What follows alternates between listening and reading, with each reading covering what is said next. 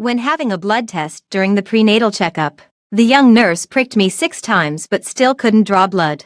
I was dizzy because I hadn't had breakfast, and I said softly, "Sister, how about getting someone else to do it?" Unexpectedly, the young nurse started cursing loudly, attracting a crowd of onlookers. Just as I opened my mouth, Lewis walked up with a cold expression and accused me. "Can't you stop acting like a shrew?" As he pulled me away, listening to the people around pointing and whispering about me, I suddenly felt that these 5 years of marriage were meaningless. "Big sister, your blood vessels are really hard to find," the young nurse complained when she failed to draw blood on the 5th attempt. I couldn't help but let out a hiss. It was already very uncomfortable not to eat or drink, and I had just stood in line for 40 minutes with my big belly. Now I was extremely dizzy, and my husband, Lewis, still hadn't come over even though it had been almost an hour since he went to park the car. I looked at the increasingly impatient young nurse in front of me as she inserted the needle into my arm for the 6th time. Looking at the empty syringe, she whispered,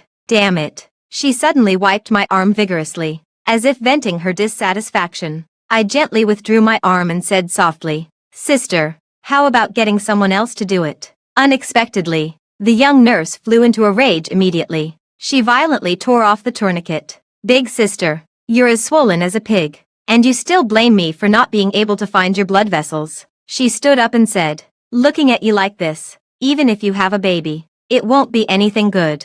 More offensive words poured out like a tide. Listening to these foul words, my face turned red and then pale, seeing more and more people gathering to watch. After calming down my emotions, I said, "You look quite pretty, but why do you have such a foul mouth? Moreover, what's all the commotion about?" Lewis frowned and walked closer. He was wearing a well-fitted custom-made suit, exuding a cold and aloof aura. As soon as he approached, the crowd automatically made way for him. I immediately felt wronged. I stretched out my hand and said with a sobbing voice, "Lewis and I fell in love in college. After graduating, we were in a long-distance relationship for a year, with mutual support day and night. We both made efforts to be together and established stable careers. The following year, we held a wedding. Everyone said that we were a perfect couple, like the hero and heroine in a fairy tale." And at this moment, Lewis slowly approached. He had a cold expression on his face and glanced at my arm full of needle marks.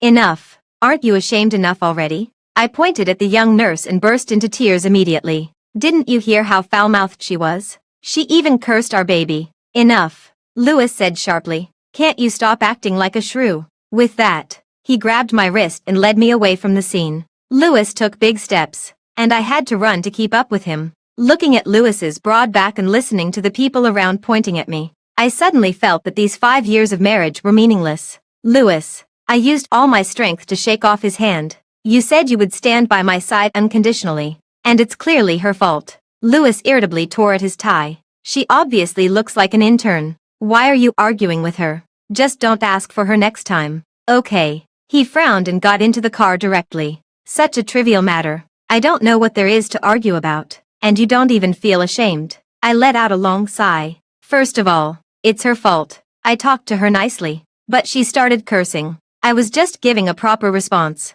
Secondly, Lewis, you're my husband and should stand by my side instead of thinking I'm embarrassing." By the end, I was almost shouting, "All right, get in the car quickly." Lewis opened his mouth and finally softened his tone. After I took my seat, I immediately filed a complaint against the young nurse at the No. 3 blood drawing window. I casually opened my WeChat moments. Maggie, an intern in the company, posted, "The mutterings of the cold boss are somehow really cute. Who understands?" The accompanying picture was Maggie complaining about how difficult and tiring the adult world was, and Lewis was comforting her word by word. The chat records filled the screen. The time was the 40 minutes when I was standing in the long line. Because of the emotional turmoil, I felt a dull pain in my lower abdomen. "Lewis," after saving the screenshot, I said calmly, "Buy some food. I'm really hungry." I remembered those 40 minutes. I carried my almost full-term belly and my swollen body, feeling so awkward as I made my way through the crowd.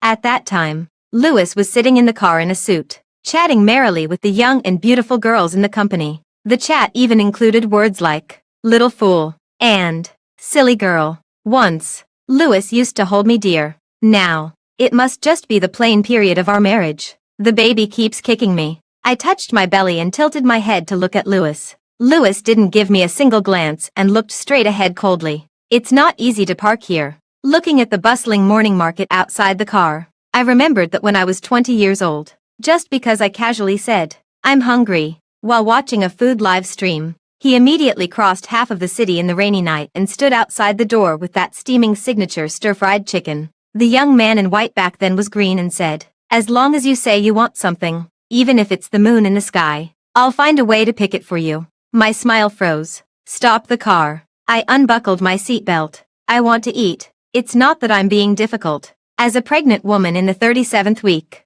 I'm really uncomfortable. Moreover, I also have a bit of hypoglycemia. Hearing this, Lewis's face darkened a bit more. I also didn't say anything more. I put my phone in my bag and got out of the car. I suddenly remembered that I was too impulsive just now and didn't ask the doctor when to do the next examination. So I started rummaging through my prenatal checkup files. In these few seconds, because Lewis parked the car temporarily and the car behind wanted to turn right, it honked the horn twice. I just waved my hand and signaled, "I'll leave right away." The moment I closed the car door, Lewis said dissatisfiedly, "Why are you being so delicate? What's the big deal if you don't eat one meal?" I thought I had misheard and was about to ask again. Lewis stepped on the gas pedal to the floor out of pique and disappeared in an instant. I stood on the side of the road, feeling a bit at a loss. Was it my fault? "Hello. Would you like to take a seat?" A man carrying a lady's bag placed a folding chair at my feet. "You don't look well. Take a rest."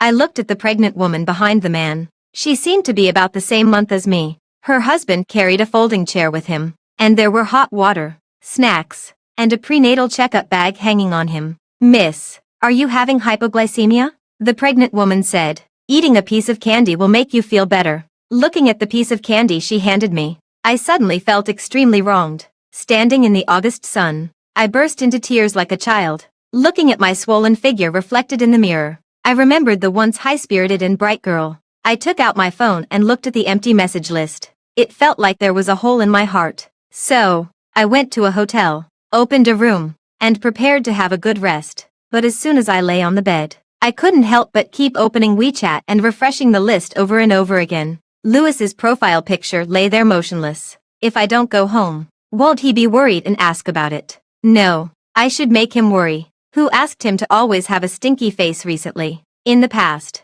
every time I went out, Lewis was always worried. He always treated me like a child and would only feel at ease when he tied a balloon to my wrist. Thinking of this, I turned my phone to silent mode. I drew the thick curtains and prepared to have a good sleep.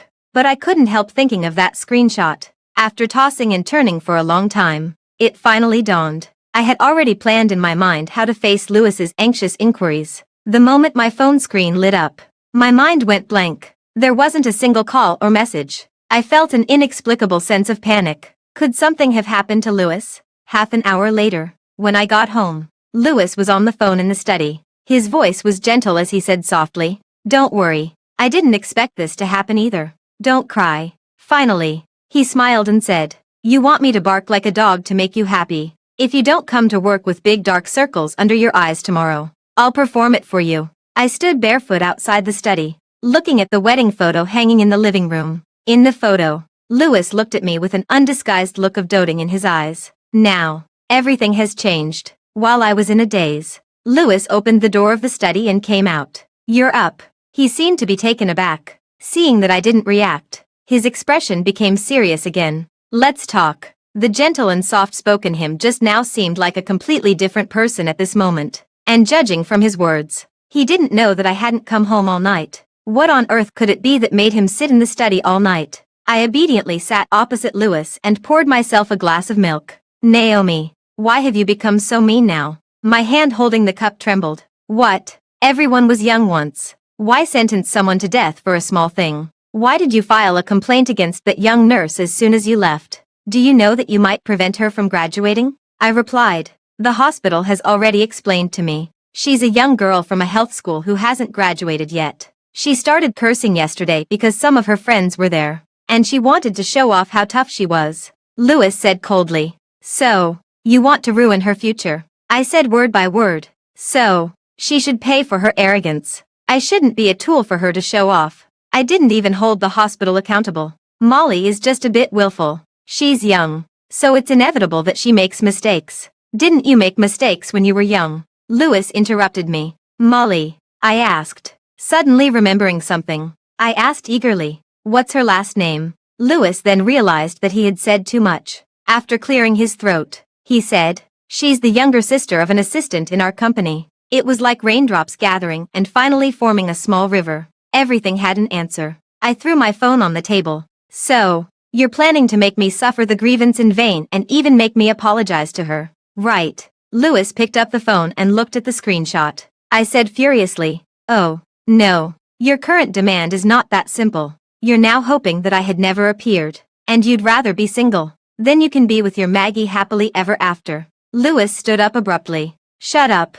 He rubbed his temples and said impatiently, the innocent will prove their innocence. I don't want to argue with you. I was on the verge of a breakdown. Lewis, explain it to me clearly. What's the relationship between you and Maggie? Are you willing to let your full-term wife queue up by herself but can't bear to see her being a bit sad? Can you stand by a total stranger? That young nurse. When a conflict arises, but you can't tolerate your own wife, do you still have me in your heart? At this moment, I just hoped that Lewis could explain it clearly. It was like there was a sword of Damocles hanging above my head. I didn't know when it would fall, and I could only feel anxious. But Lewis didn't want to explain. After letting out a long sigh, he put on his coat. Calm down by yourself. He tied his tie neatly. His suit was well fitted and he was meticulous. When Lewis closed the door and looked at me, he said in a condescending tone, look at yourself. What's the difference between you and a madman? With a bang, the door closed. I stood there in a daze.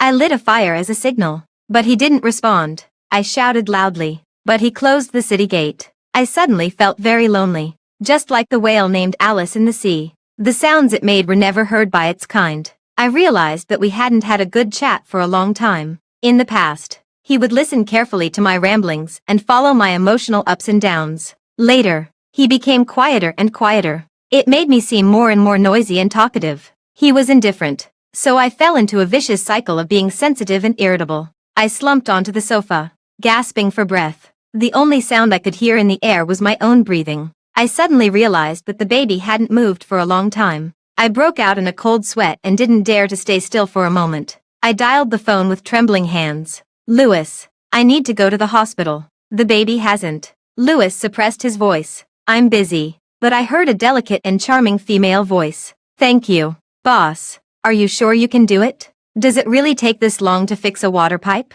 I said in a firm tone. The baby is in danger. You come back immediately. Ah. My clothes are all wet. Hurry up. A scream sounded. Lewis didn't hesitate anymore. Don't threaten me with the child at every turn. Not everyone has as much free time as you. I listened to the busy tone on the phone. I remembered the year I wanted to develop my career in broadcasting. It happened that Lewis's studio was established, and he said he couldn't do without me. After much hesitation, I decided to stay by Lewis's side. After things stabilized, he begged me to stay at home and be his strongest support. Hello, is this hospital? I felt a warm current gush out between my legs and immediately lay down and called an ambulance. The accompanying doctor asked seriously, why didn't you have the scheduled major examination? Your amniotic fluid has broken, and the fetal heart rate is not good. Where is your family member? At this stage of pregnancy, how could you be left at home alone? Looking at the doctor's furrowed brows, my consciousness was getting more and more blurred. The doctor took out my phone and called the emergency contact. Hello, is this Mrs. Naomi's husband? Your wife is in great danger now. Please come to the hospital immediately. The fetal heart rate has dropped to 50. The pregnant woman has moderate anemia. Why is there no file? I lay on the cold bed, being pushed around. No one could see me, with tears streaming down my face under the oxygen mask. When I decided to come here with Lewis for development, I gave up everything in my hometown. He once solemnly told my parents that he would treat me well for a lifetime. I don't know when it started, but we had different thoughts even while sharing the same bed, and we had nothing to say to each other anymore. Has the family member arrived? The pregnant woman's amniotic fluid has broken, and the fetal heart rate has dropped. She no longer meets the conditions for a natural delivery and needs to sign the consent form. In the hazy mist, I looked around. So many people were gathered around, all trying to save me and the baby. But my closest husband was not by my side. Lewis's company was only a 10-minute drive from the hospital. He wasn't in the company. I gently raised my hand. I'll sign it myself. I took a deep breath. I'm fully conscious now and consign. Tears slid down my cheeks, and my voice was a bit hoarse. If there are any unexpected situations during the operation, save me. I signed my name under the doctor's compassionate gaze and said solemnly, "Thank you all for your hard work." I closed my eyes. Like a lamb, I arched my body and let the anesthesiologist insert the long needle into my lower back.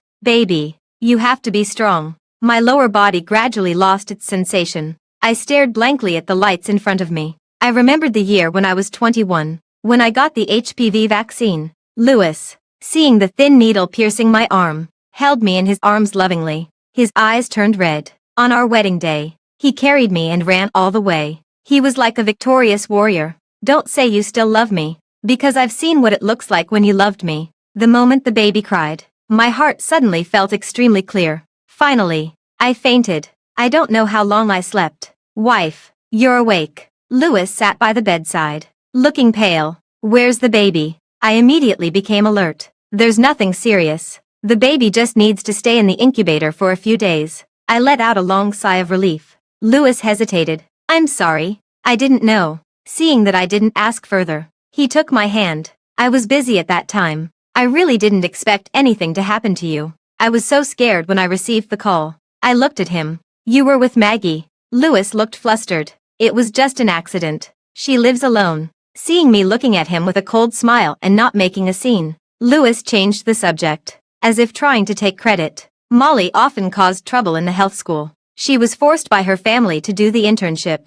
That day, while the teacher was out, she showed off her power and targeted you. The hospital gave her a major demerit and sent her back to the health school. She has already been expelled." He stared at me intently. It seemed that he was waiting for me to coquettishly praise him as I used to, but I could only give a faint Louis busied himself around me, and he seemed to have returned to the dedicated man he used to be. The day after I removed the urinary catheter and got out of bed to walk, Maggie came. She was wearing a simple white t-shirt and had a fresh and neat ballerina bun. Her appearance wasn't as stunning as I had imagined. "Naomi." She smiled and placed the fruit basket on the table. "Congratulations on having a baby boy." At that time, I was lying on the maternity pad, with my hair in a mess. My body was flabby and swollen. I glanced at the information about the maternity matron that Louis had just sent and didn't mention Maggie at all. It seemed that Louis didn't know Maggie would come. I got straight to the point. "Just say what you want to say." Maggie didn't dodge either. She directly handed me her phone. She flipped through the screen and stopped at a certain page. "I've answered all your anxieties and doubts about entering society. In return, you can be my emotional trash can too." My wife really talks a lot. She tells me everything, like who's having their third child, who got married and divorced again. I'm already very tired from work, and I still have to listen to her ramblings. So tiring. My wife is having morning sickness and can't stand the smell of cooking oil, so she asked me to cook. I asked my mom to come, but she disliked my mom for having a personality of enduring hardships without real suffering and refused. Naomi is so unreasonable. Just because I didn't pour her water while I was playing games, she cried and scolded me. Is being pregnant really that delicate? I've said it 7 or 8 times that I'll pour the water. She had a big fight with me at night because I forgot to pick her up from the hospital when it was raining. In the end, she turned her back to me and kept crying. I know she's waiting for me to coax her,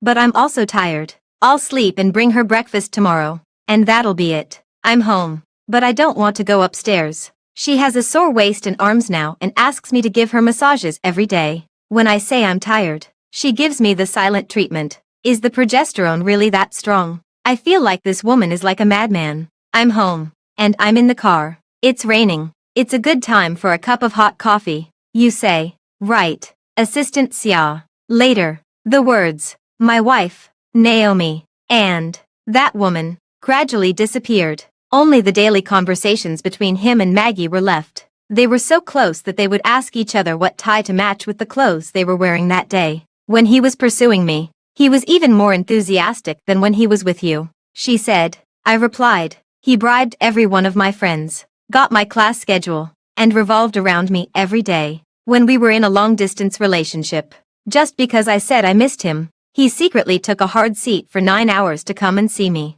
Without exception. But he doesn't love you anymore. Maggie was angry and her face turned red when she didn't expect my calm reaction. I smiled. But I'm his wife. I provocatively threw the phone back to her. And you're just an assistant. The chat records couldn't be used as evidence. I covered my surgical wound and gently turned around. Maggie stood in front of my hospital bed for a long time. She stood there so long that I was almost asleep.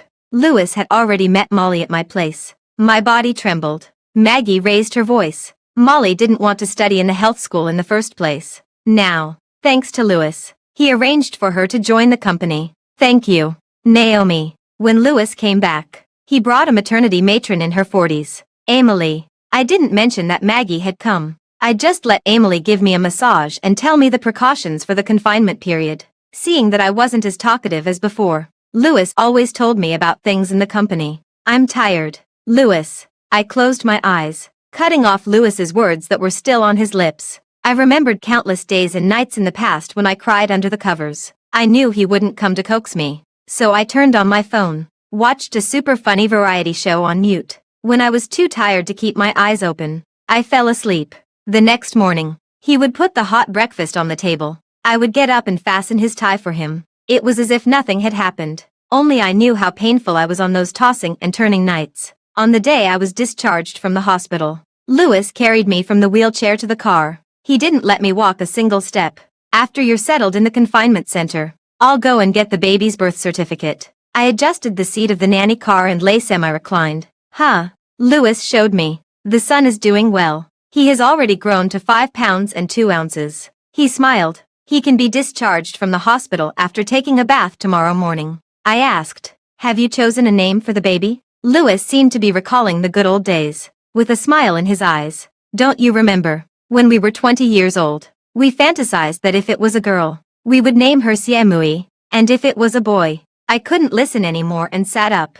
Lewis, the baby won't have the surname of you. After a moment of panic, Lewis said, that's right, you've been through a lot. Coming back from the brink of death, it's better for the baby to have your surname. Since you married far away from home, having the surname yours can also comfort your parents. Let's get a divorce, I said. Lewis looked at Emily, then at the others in the car, and said in a low voice, do you know what you're saying? I didn't argue anymore. I took a new screenshot of Maggie's WeChat moments and sent it to him, comparing it with my pregnancy records. While he was having a late-night cup of hot coffee with Maggie, I was vomiting my guts out over the toilet. While he was taking Maggie to watch the romantic fireworks, I was restless because of the pain in my pubic bone. While he was patiently consoling Maggie, I was crying my eyes out under the quilt because of our quarrel. Naomi, there's a limit to joking around. Lewis was a bit angry. I chuckled. Do I look like I'm joking? I'll leave so you can find someone to replace me,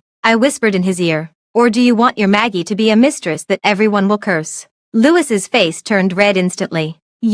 I was afraid that sitting for a long time would cause problems with my waist. So I ignored him and turned around to lie down. Wife. After settling things down, Lewis finally grabbed me. I understand you. I wasn't by your side during such a big thing as giving birth. I know I was wrong, he explained. But I swear to God that I've never done anything to betray you. I just thought Maggie looked a lot like you when you were young. So I took a little more care of her. I only see her as a younger sister. Our relationship is very pure. Not what you think. I looked at him and said calmly, I haven't felt happy by your side for a long time. I'm not chosen, not favored. In your eyes, I'm a shrew, a madman. I'm talkative, noisy, irritable. I'm the one you don't cherish in your heart. I paused, to give him enough time to remember those past events. Finally, I said firmly, let's get a divorce. After a long while, Lewis deleted those photos and said in an irritated tone, just because of these trivial things,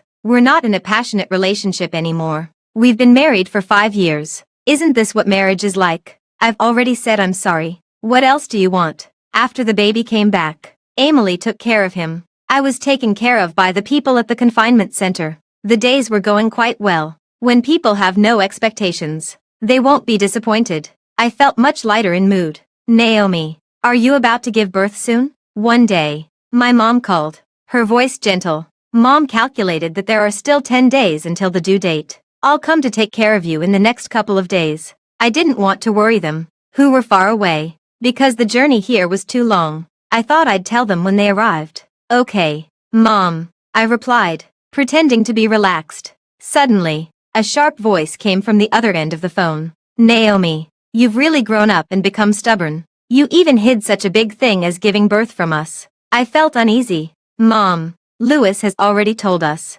Just because Louis chatted with his assistant, you're threatening to get a divorce. You're being so willful. My dad also sighed beside her. Louis is an honest man. He takes care of the family and treats you extremely well. He doesn't even lose his temper. Who else can tolerate your bad temper except him? My calm heart was stirred up.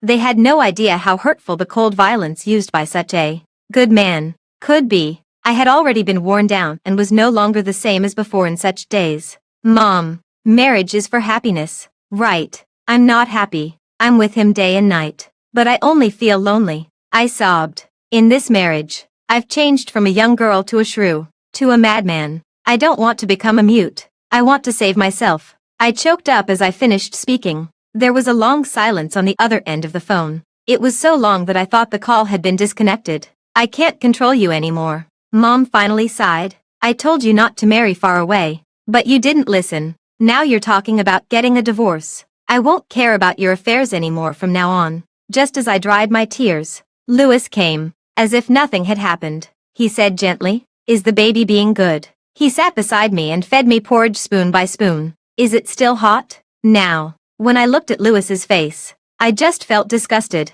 If he could firmly choose Maggie, I might respect him a bit more. But now, why is he holding on to me and even asking my parents to put pressure on me? Louis, I took out my phone. Let's take a family photo of the three of us. Seeing that I seemed to be relenting, Louis immediately stood up. Okay, I'll hold the baby. Don't tire yourself out. Looking at myself in the photo, I was no longer swollen, and my face finally looked pretty again. I added a caption, "Peaceful years," and directly posted it. I happily replied to every congratulatory comment. Finally, 10 minutes later, I scrolled to Maggie's WeChat moments. Will there be someone in this world who loves me? Will my Prince Charming appear tonight? The location was the noisiest bar in the city. I heard that there were men waiting outside the bar to pick up drunk girls. I pretended not to see it. I slowly played with the baby for a while. But Louis couldn't sit still. He was like a knight eager to rescue the princess. Looking anxious. After a long 5 minutes. Wife, there's suddenly an urgent matter at the company. He looked apologetic. I'll come back to accompany you soon. I responded obediently. Then be careful. There were only 3 days left until the end of my confinement period. I gently got up, put on long socks and pants, and also wore an ugly confinement hat. I entrusted the baby to the confinement center and Nanny Zhang, and went out fully armed. Sitting in the taxi, I watched Louis, who was worried and anxious about Maggie. I suddenly remembered what was often said online. My husband has a girlfriend. In the past. Just seeing these words made me feel sad. I couldn't accept that my husband would pour the love he had for me onto another woman. I looked down to check the memory of the camera and smiled self-deprecatingly. On the way to catch them in the act, I was very calm. I was only worried about whether the camera could take clear pictures. Boss. I don't want to call you boss. Can I call you Louis? Aren't you tired of your wife? Why are you still so intimate with her? I thought you liked me. Maggie was dressed revealingly and was carried out of the bar by Louis. She affectionately pinched Louis's face. Will you marry me? Louis frowned. Don't talk nonsense. The last time she mentioned divorce, I was completely devastated. I can't lose her. Maggie suddenly started shouting. I don't believe it. Louis, look into my eyes. Put your hand on your conscience. And ask yourself if there's a place for me in your heart. Do you dare to say that you've never had feelings for me? The moment Louis looked directly at Maggie, Maggie kissed him directly. She took Louis's hand and placed it on her chest, murmuring, touch me, touch my heart. It's all filled with you. I couldn't help but sigh at Maggie's way of manipulating men. I watched the two of them passionately kissing, and I felt nothing inside. I followed them and entered the hotel, listening to the gasps of passion coming from inside. I sat outside the door for 10 minutes. I took a deep breath, knocked on the door with my left hand, and raised my phone with my right hand. Who is it? Maggie shouted impatiently. I heard the footsteps getting closer and closer. The moment the door opened, I saw them both naked, and Maggie was covered in red marks. Louis stood naked behind her, pointing at me in horror. You, why are you here? I shook the phone in my hand. Photos might not be evidence, but a video is enough.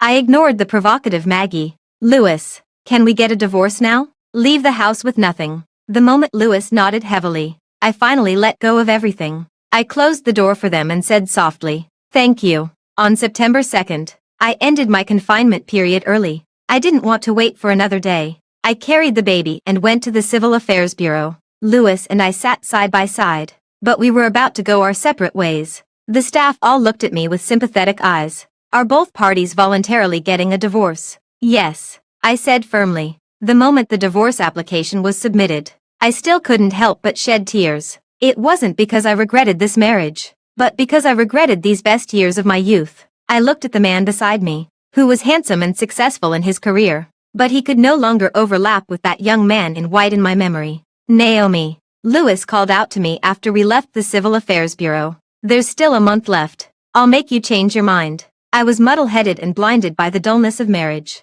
Only after losing you did I realize how important you are to me. I waved my hand and walked away briskly. In the past, I was fearless because I loved him, and what you can't have is always stirring. I left the small house we had when we first started our business to Louis. I moved back to the large flat with the baby. Louis seemed to have gone crazy. Every day, he did nothing but stay outside my house. Now I understand your hardships. There's always endless housework every day. As soon as I saw it was him, I slammed the door shut with a bang. Get lost. He seemed to have returned to the Louis from our youth, shamelessly staying outside my house, until my parents arrived here in a hurry. My dad slapped Louis twice, telling him not to pester me. I was stunned, I thought. I hugged my mom. There were tears in my mom's eyes. "Silly child. What did you think? I'm your mom, not his mom. If you're not happy, do you think I'd force you to death?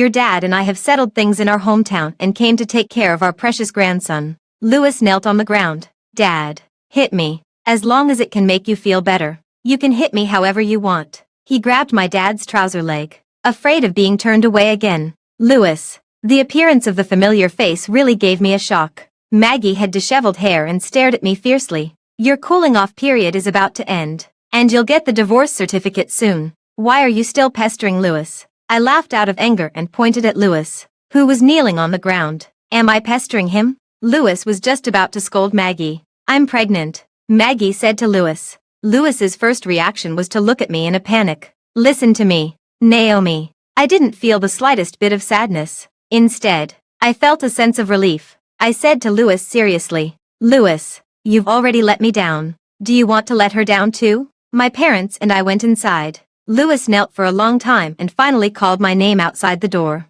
"Naomi." "I'm sorry." My hand that was changing the diaper paused. I remembered the year when I was 20. He stood downstairs of the dormitory and confessed to me. He said, "Naomi, I love you. I'm 27 years old this year." He said, "Naomi, I'm sorry. I sold my shares in the company at a high price to Louis's sworn enemy. With my parents around, I could focus on my own career with peace of mind." Marika was becoming more and more obedient and learning more and more skills. I hadn't heard any news about Louis for a long time. It was only when I attended a meeting that I heard that Louis was no longer the high-spirited young man he used to be. Without the filter of the past, the two of them had turned their lives into a mess. Molly had no one to discipline her and was willful and reckless. She provoked a group of people from the underworld, who would rummage through Louis's house from time to time. Louis was tied down by his family and didn't have the energy to start a business again. He had all the skills but couldn't put them into practice anymore. A year later, I became a rising star in the broadcasting industry.